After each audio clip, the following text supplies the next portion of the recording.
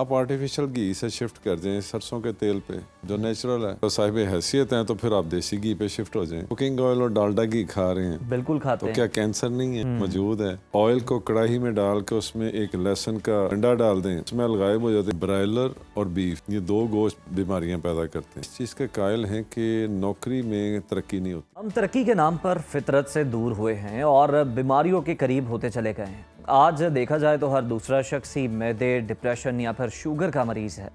क्या इन सब का हल दवाइयों के ढेर के अंदर है या इस तर्ज ज़िंदगी में जो 1400 साल पहले हमारे नबी करीम सल्लल्लाहु अलैहि वसल्लम ने बताया था? केमिकल मिली ग़िज़ाएँ और मसनूई लाइफस्टाइल हमें अंदर से खोखला कर रहा है। तिब नबवी सल्लल्लाहु अलैहि वसल्लम में हर मरज़ की शफा मौजूद है, मगर अफसोस कि हमने इसे भुला दिया है। तो सवाल ये कि तिब नबवी के असल माहिरीन कहाँ ढूंढें और जाली हकीमों से कैसे बचा जा सकता है। आज हम बात करेंगे केमिकल फ्री वर्ल्ड और तिब नबवी की बरक़ात पर। हमारे साथ मौजूद हैं कासिम रज़ा काजी साहब, जो कि एक मारूफ NGO के सदर भी हैं, बेशुमार फलाही और रिफाई काम भी कर रहे हैं और तालीम से लेकर माइक्रो फाइनेंस तक उनका इदारा सर्विसेज दे रहा है।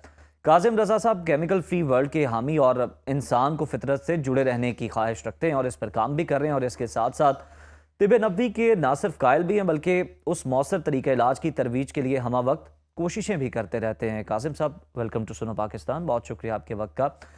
सर, केमिकल फ्री वर्ल्ड यानी नेचर की तरफ लौटना आपके ख्याल में आजकल के दौर में किस तरह से मुमकिन हो सकता है? बिस्मिल्लाहिर्रहमानिर्रहीम। ये इतना आसान है कि हम सिर्फ सोचते नहीं हैं। अगर हम सोचना शुरू कर दें और समझना शुरू कर दें तो एक ही दिन में इन सारे मसले का हल निकल सकता है। अच्छा, ज़्यादा मुश्किल काम वो नहीं कैसे? है। वो इस तरह है कि जब आप कोई चीज़ खाने लगें तो सिर्फ एक लम्हा पहले सोचें कि क्या ये नेचुरल है। अगर नेचुरल है तो खा लें, अगर नॉन नेचुरल है तो छोड़ दें। सही। इसको आप शुरू करेंगे, आप खाना पकता है ऑयल में। अमूमन ऑयल जितने भी हैं ये सारे पाम ऑयल से ये इस किस्म के केमिकल्स को मिला के बनाया जाता है। इसको आर्टिफिशियल घी कहते हैं। आप आर्टिफिशियल घी से शिफ्ट कर जाएं सरसों के तेल पे जो नेचुरल है, जो हज़ारों सालों से पंजाब की सरजमीन पे पैदा भी होता है और यहीं पे खाया जाता है। और अगर आप साहिब हैसियत हैं तो फिर आप देसी घी पे शिफ्ट हो जाएं, ठीक। जो दूध से बनता है, जो 100% डेयरी। कासिम साहब, देसी घी से पहले जो आपने सरसों के ऑयल की बात की, मस्टर्ड ऑयल की, उस पर भी एक डिबेट है। कोई कहते हैं कि इसे खाने से कैंसर हो जाता है, कोई कहते हैं कि खाना चाहिए। क्या सही क्या है इसमें? अच्छा, बड़ा आसान सा जवाब है इसका। हमारे मुआशरे में सरसों का तेल खाता ही कोई नहीं। सब लोग कुकिंग ऑयल और डालडा घी खा रहे हैं, बिल्कुल खाते तो हैं। क्या कैंसर नहीं है? मौजूद है। शुगर पेशेंट नहीं है? मौजूद हैं। ब्लड प्रेशर नहीं है? मौजूद है। सब। तो ये एक प्रोपागेंडा है और आप इस चीज़ को मुझसे ज़्यादा बेहतर जानते हैं कि जिस भी चीज़ को आप बेचना चाहते हैं, उसको प्रोड्यूस करना चाहते हैं, उसके बारे में प्रोपागेंडा किया जाता है। अच्छा। अच्छी चीज़ को बुरा और बुरी चीज़ को अच्छा करना कौन सा मुश्किल काम है? तो ये प्रोपागेंडा हुआ हमारे खिलाफ। जैसे देसी घी पहले हमें डराया गया और अब उसके पीछे भाग रहे हैं सारे। अंडरस्टैंड कर गए आप, बस आप जल्दी पहुंच गए आप। और इसको ना बड़ा आसान है। ये मैं आपको हज़ारों सालों से पंजाब की सरजमीन पे दो ही तेल होते थे, एक सरसों का तेल और एक देसी घी। तीसरी कोई चीज़ थी ही नहीं। इसी तरह जब आप चले जाते हैं ये सरहद के इलाके में, वहाँ पे चर्बी का इस्तेमाल ज़्यादा है। आप चले जाएं गिलगित बल्तिस्तान की तरफ, वहाँ पे कुर्बानी की गिरी के तेल में खाने पकते हैं। आप चले जाएं श्रीलंका, मलेशिया, इंडोनेशिया, इन मुल्कों में कोकोनट ऑयल में खाने पकते हैं जी। तो ये हर खित्ते की एक अलहदा तकसीम है। जैसे अरब में जैतून के तेल में खाने पकते हैं, तो इसलिए हमारे पंजाब की सरजमीन के लिए सरसों का तेल और देसी घी, तीसरी कोई चीज़ नहीं होनी चाहिए। कासिम साहब, आपकी स्टडी क्या बताती है? अगर हम ये नारियल का तेल या जैतून का तेल, इसमें हम खाना पकाना शुरू कर दें एक्स्ट्रा वर्जिन ऑयल में, ये हमारे मवाफिक आएगा हमारे माहौल के मुताबिक, हमारी बॉडी के अकॉर्डिंग? बिल्कुल नहीं, नहीं सूट करेगा। No, no, no. ये पंजाब की सरजमीन के लिए यही दो ऑयल हैं। अच्छा। देसी घी और सरसों का तेल। ये जब आप जिन जिन इलाकों में जाएंगे ना, उन इलाकों की अलहदा खुराक है। तो कासिम साहब, ये भी बताएं कि ये जो सरसों का तेल है, इसको को बनाने का तरीका भी होता है? कहते हैं कि बिल्कुल आपने रॉ में नहीं बनाना, आपने इसको कोई थोड़ा सा लहसुन इसमें ऐड करना है आपने, और फिर थोड़ा सा इसको पका लेना है, उसके बाद इसे ठंडा करना है, फिर ये खाने के लिए तैयार होता है। वैसे आप रॉ नहीं यूज़ कर सकते इसे? नहीं, ऐसा बिल्कुल नहीं है। ये रॉ ही इस्तेमाल होता है। हाँ, कुछ लोगों को इसकी स्मेल से मसला होता है। अच्छा। जो इसकी स्मेल को लाइक नहीं करते, उनके लिए रास्ता ये है कि वो ऑयल को कढ़ाई में डाल के उसमें एक लहसुन का गंडा डाल दें, जी। उसको पका लें, उसकी स्मेल गायब हो जाती है, गंडे को फेंक दें, ऑयल आपका स्मेल फ्री हो गया। अच्छा कासिम साहब, हमें ये बताइएगा कि आपने जो रिसर्च किया है जिस पे आप काम भी कर रहे हैं, हमें ये बताइए कि तिब्बे नबवी में कौन कौन सी बीमारियां हैं, जानलेवा बीमारियां हैं, कौन सी दूसरी बीमारियां हैं जिनका इलाज आपने उसके अंदर पाया? इसको मैं थोड़ा सा खोल के बताऊंगा। ये ज़रूर ज़रूर, टेक योर टाइम। ये जितनी भी बीमारियां हैं, ये अगर आप इसकी डेप्थ में जाएं तो मेन ये 3 चीज़ों से शुरू होती हैं। ऑयल, ब्रायलर और बीफ, ये 2 गोश्त बीमारियां पैदा करते हैं। अच्छा। और तीसरी चीज़ है आपकी आर्टिफिशियल ड्रिंक्स। आप अपनी लाइफ में से ये 3 चीज़ें दुरुस्त कर लें, आपका 90% यहीं पे मसला हल हो जाएगा। बीफ किसी भी फॉर्म में आपने नहीं लेना? बीफ आपको महीने में सिर्फ 1 दफ़ा इस्तेमाल करना चाहिए, इससे ज़्यादा नहीं। ठीक। ना करें तो इससे भी अच्छा। अच्छा, हाँ यानी नुकसान नहीं है उसका अगर आप नहीं करें, बल्कि फ़ायदा ही होगा अगर नहीं करेंगे तो। हाँ गोश्त, बल्कि आप इसकी इससे वजह भी क्या है? क्या सही नहीं आ रहा, या वैसे उसमें कुछ चीज़ें ऐसी होती हैं? बहुत हाई पोटेंसी इसमें इंग्रेडिएंट्स होते हैं, इसलिए इससे ना अवॉइड करना चाहिए। ठीक। आपकी बॉडी इसकी मुतहम्मल नहीं हो सकती। अच्छा। अब इसको आप अगर और आसान कर रहे हैं सीखने के लिए, तो अपनी लाइफ को ना सिस्टम बनाएं कि हमने हफ्ते में 2 दिन दाल खानी है, अच्छा। 2 दिन सब्जी खानी है और 2 दिन गोश्त खाना है। ठीक। और चावल का इस्तेमाल हफ्ते में 1 दिन से ज़्यादा नहीं होना चाहिए। अच्छा, हाँ, चावल क्या नुकसान देते हैं? ब्राउन राइस भी आए हुए हैं मार्केट सब में। कुछ ठीक है, लेकिन एक हफ्ते में 1 दिन से ज़्यादा खाना नुकसान चाहे वो ब्राउन है चाहे वो कोई वाइट भी है। है। हाँ, ये नुकसान क्या पहुंचाते हैं, ज़रा ये भी बताएं ना, ताकि लोग समझ के अवॉइड कर सकें। देखें खुदा का जो निज़ाम है ना, वो हर ज़मीन की खासियत अलग है, आबो हवा की खासियत अलग है और पानी की खासियत अलग है।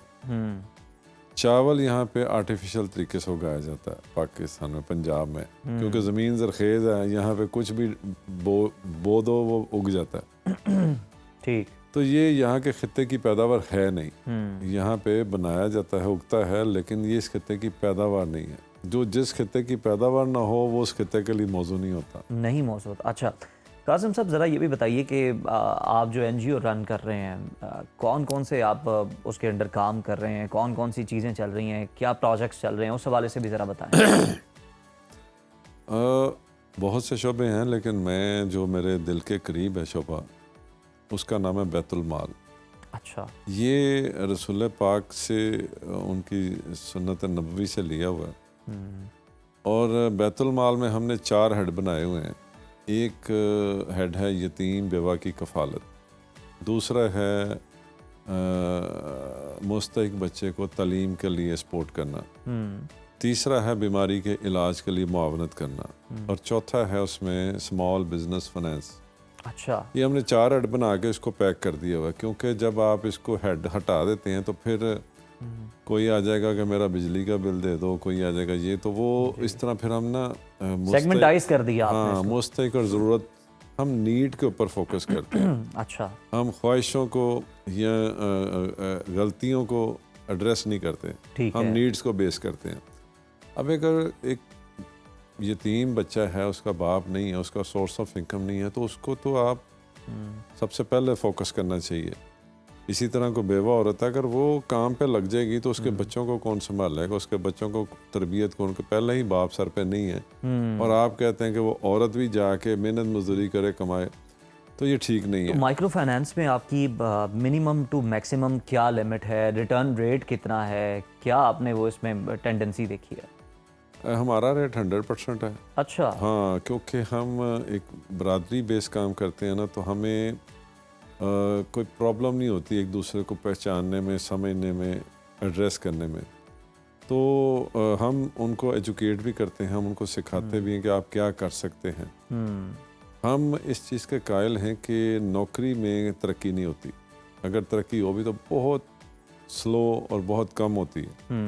लेकिन अपना बिजनेस, चाहे वो आप रेडी ही क्यों ना लगा रहे हो, उसमें तरक्की के चांसेस मौजूद हैं, मौके मिलते हैं। और अपने बिजनेस में अल्लाह तबारक व तआला ने बरकत रखी हुई है। तो आप के सामने हज़ारों नहीं लाखों करोड़ों मिसालें होंगी कि उन्होंने एक छोटे से बिज़नेस से शुरू किया और फिर बाद में एक एम्पायर तक पहुंच गए। बिल्कुल है। तो हम इस चीज़ के कायल होने की वजह से हम कोशिश करते हैं कि लोगों को राग़ब करें कि वो स्मॉल बिज़नेस की तरफ आएँ। उसके लिए हम उनको फाइनेंस देते हैं और ताकि वो मैक्सिमम कितना? हम मैक्सिमम अभी 1 लाख देते हैं, लेकिन चूंकि अब महंगाई बहुत बढ़ गई है तो अब मैं नेक्स्ट में इसका जो आपने बरादरी की बात की कि वो क्या है, ज़रा वो भी तो हमें बताएं ना। हम हाँ नारोवाली शेख अच्छा। हम बेस करते हैं। तो हम आप अपनी एक कम्युनिटी से हमने शुरू किया था ये काम, और अभी हमने इसको बढ़ाते बढ़ाते अभी हम इसको सादात फंड तक चले गए हैं। यानी एक हम बरादरी को एड्रेस करते हैं और एक हम सादात को, जो आले रसूल हैं, उनके लिए हमने एक फ़ंड्स बनाए हुए हैं। ज़बरदस्त, बेहतरीन। तो आले रसूल के लिए हमने जो गुंजाइश रखी हुई है वो एक उनका तालीम के लिए हम उनको फोकस करते हैं और एक उनको इलाज मुआवजे के लिए। तो ये जो आप फाइनेंस करते हैं ये आप अपनी बरादरी में करते हैं ज़्यादा? यस। ठीक है, मतलब ये तो सुना था कि हम कास्ट से बाहर रिश्ते नहीं करते, लेकिन कास्ट से बाहर कर्जे भी नहीं देते। ये क्या फार्मूला है? इसका फार्मूला ये है कि चूंकि हम फंडिंग भी सिर्फ अपनी बरादरी से ही करते हैं। अच्छा, ओके। हम ऑल ओवर फंडिंग नहीं करते। सही, तो फंड्स भी उन्हीं के अंदर से फंड्स जनरेट करते हैं। अपनी बरादरी से ही लेते हैं और उन्हीं के ऊपर खर्च करते हैं। कैनवस थोड़ा वसी करने का इरादा है मुस्तकबिल में आपका? कैनवस हमारा खुल गया हुआ है। जैसे हम स्कूल बनाया हुआ है तो उसमें कोई भी पढ़ सकता है, हॉस्पिटल है तो वहाँ पे कोई भी इलाज हो सकता है, जबरदस्त, गुड। कम्युनिटी सेंटर है तो वहाँ पे कोई भी आकर सर्विसेज ले सकता है। और सिर्फ ये जो कर्ज के मामले में सिर्फ एक बैरियर है, अदरवाइज बाकी सारी चीज़ों में बैरियर हट गया हुआ है। चलें, ठीक, बहुत शुक्रिया आपका कासिम साहब।